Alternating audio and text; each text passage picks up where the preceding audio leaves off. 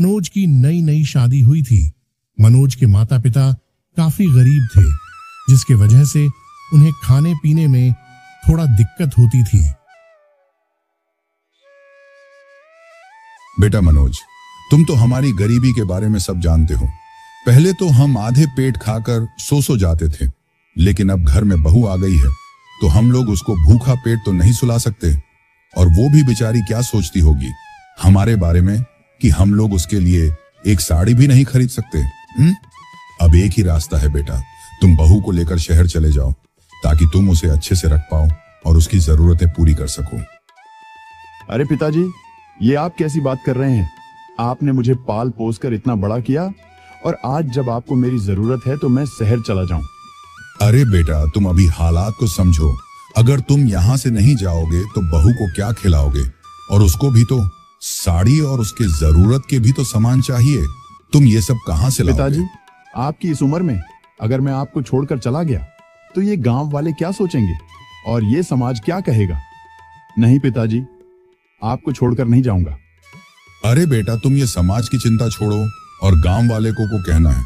कहने दो तुम अपनी बीवी को अच्छे से रखना चाहते हो तो यहाँ से शहर चले जाओ। ठीक है पिताजी, अब आप इतना जिद करते हैं तो मुझे जाना पड़ेगा। फिर रात हो जाती है और घर में जो बचा कुचा राशन होता है उसी को खाकर अपनी भूख मिटाते हैं। फिर मनोज अपनी पत्नी मधु से कहता है, मधु, वो पिताजी कह रहे थे कि अब हम दोनों को शहर चले जाना चाहिए, तो अब हम लोग कल सुबह ही शहर के लिए रवाना हो जाएंगे। तुम अपना कपड़ा पैक कर लो और सब जरूरत की चीजें भी पैक कर लो। क्यों जी, हम लोग यहाँ क्यों नहीं रह सकते? क्या यहाँ किसी तरह की तकलीफ है क्या? और मान लो हम लोग शहर चले भी जाए तो वहाँ रहेंगे कहाँ और खाएंगे क्या? पहले ये सब तो सोचो, फिर चलेंगे। मधु, तुम इसकी चिंता मत करो, मैं वहां चलकर कुछ ना कुछ कर लूंगा। और वैसे भी शहर में काम की कमी ना होती है। और कब तक हम लोग यहाँ रहकर माता पिता के ऊपर बोझ बनकर रहेंगे? हम लोग कल सुबह ही यहाँ से चले जाएंगे। ठीक है, अब जैसी तुम्हारी इच्छा। फिर अगले दिन वो दोनों शहर चले जाते हैं और मनोज शहर में ही एक दफ्तर में नौकरी करने लगता है और उस शहर में एक किराया का घर भी ले लेता है और उसी में दोनों रहने लगते हैं। इसी तरह कुछ दिन बीत जाते हैं। फिर एक दिन सुबह जब मनोज अपने दफ्तर के निकलता है तब उसकी पत्नी बोलती है,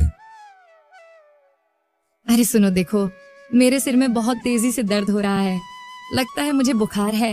मधु, अभी वहां बुखार की दवा रखी है और तुम उसको लेकर खा लो। मुझे दफ्तर जाने में देरी हो रहा है, अभी तुम खा लो, कुछ देर में आराम मिल जाएगा। और वैसे भी मैं आज 2 दिन से दफ्तर नहीं गया हूँ। अगर आज मैं नहीं जाऊंगा तो दफ्तर के मालिक मुझे नौकरी से निकाल सकते हैं। ठीक है जी, तुम मेरी चिंता छोड़ दो, पहले तुम अपने काम पर ध्यान दो। जब काम करोगे तभी तो कुछ खाने को लाओगे। फिर जब मनोज दफ्तर में पहुंचता है तब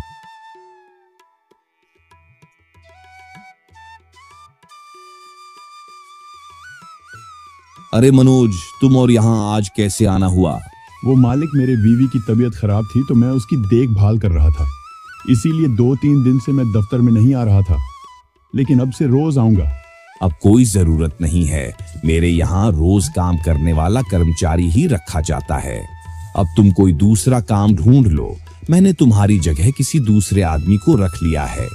अरे मालिक, ऐसा ना करो, मेरी पत्नी की तबीयत खराब है, मैं उसके लिए दवाई कहाँ से लूंगा? मनोज उस सेठ से बहुत विनती करता है, लेकिन वो सेठ मनोज की एक भी नहीं सुनता और उसे काम से निकाल देता है। ए जी, क्या हुआ, आज तुम इतनी जल्दी आ गए हो? अरे मधु, अब क्या बताऊं, हमारी तो किस्मत ही खराब है। इधर तुम्हारी तबीयत खराब है और उधर मुझे काम से भी निकल दिया गया है। क्या तुम्हें काम से निकाल दिया गया? लेकिन तुम चिंता मत करो, यहाँ बहुत काम है, तुम कोई दूसरा काम ढूंढ लेना। अरे यार, इधर तुम्हारी तबीयत भी खराब है, मुझे तो इस बात की चिंता है कि अब तुम्हारी दवाई कहाँ से लाऊंगा। तुम मेरे दवाई की चिंता छोड़ो, मुझे कुछ नहीं हुआ है, बिल्कुल ठीक हो। तुम मेरे दवाई की चिंता छोड़ो, मुझे कुछ नहीं हुआ है, मैं बिल्कुल ठीक हूँ। चलो, सुनकर अच्छा लगा कि तुम ठीक हो। अच्छा चलो, इसी बात पर मेरे लिए थोड़ा खाना लेते आए, वैसे भी सुबह से कुछ नहीं खाया हूँ।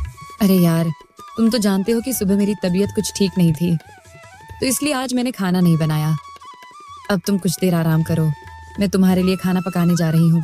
रुको, आज तुम खाना नहीं बनाओगी, आज खाना मैं बनाऊंगा। तुम आराम करो, मैं अभी जाता हूँ और खाना बनाकर तुरंत लाता हूँ। फिर मनोज कुछ देर में भोजन पका लेता है और अपने बीवी के पास लाता है और उसकी बीवी खाना को बड़े चाव से खाते हैं। अरे वाह जी, तुम तो बड़े स्वादिष्ट बिरयानी बना लेते हो। मुझे पता ही नहीं था कि तुम इतने स्वादिष्ट बिरयानी बनाते हो। मैं सोच रही हूँ कि तुम अपनी खुद को एक नई बिरयानी की दुकान खोलो। फिर देखना, ज्यादातर लोग तुम्हारी ही दुकान के पास बिरयानी खाने आएंगे। अरे नहीं मधु, मैं यहाँ अपनी दुकान नहीं खोल सकता। मान लो कि अगर मैंने दुकान खोल भी लिया और मेरे हाथ की बनाई हुई बिरयानी सबको ना अच्छा लगे तो मैं क्या करूंगा? अरे तुम इसकी चिंता छोड़ दो, तुम्हारे हाथ के बने हुए बिरयानी बहुत स्वादिष्ट है। तुम कल से अपना एक बिरयानी का ठेला लगाओ, जो होगा देखा जाएगा। ठीक है, अगर तुम कह रही हो तो मैं कल से ठेला पर बिरयानी बेचूंगा। और वो कल सुबह ही ठेला पर बिरयानी लगा लेता है और उसके ठेला पर लोगों की भीड़ जमा हो जाती है। उसकी बिरयानी खाकर लोग बहुत तारीफ करते हैं।